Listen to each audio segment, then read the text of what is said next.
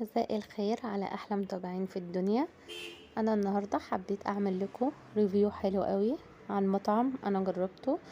جبت من عنده بطاطس اسمها سوبر فلوكس من عند فولكس. بجد طعمها روعه. بجد انا جربتها اكتر من مره وعجبتني جدا.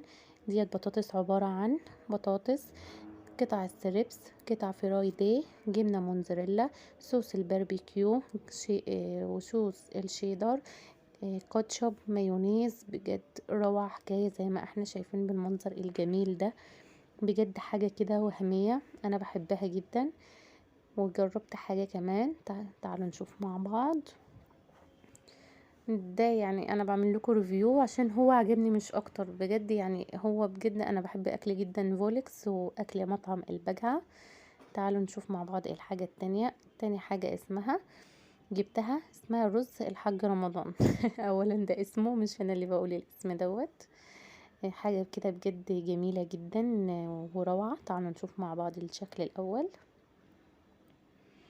ده رز عبارة عن رز اصفر عليه بطاريخ، سبية، جمبري، كابوريا بالشكل الخطير ده، عليه جبنة موتزاريلا.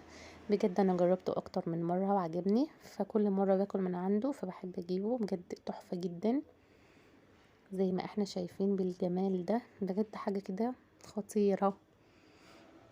تعالوا نشوف مع بعض. تالت حاجة معانا طاجن سيبيا وجمبري وبطاريخ بصوص الكاري. تعالوا نشوف شكله مع بعض. بجد برضو حاجة رهيبة جدا، يعني بجد حاجة كده وهمية. ده صوص، ده طاجن السيبيا بالجمبري بالبطاريخ بالصوص الكاري. حاجة كده بجد وهمية، عليها جبنة موتزاريلا.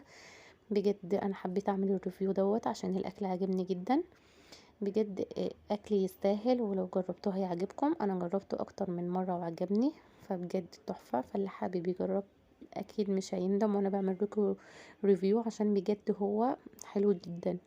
ما تنسوش الاشتراك في القناة وتفعيل الجرس عشان يوصل لكم مني كل جديد. دمتم سالمين احبتي في الله، والسلام عليكم ورحمة الله تعالى وبركاته.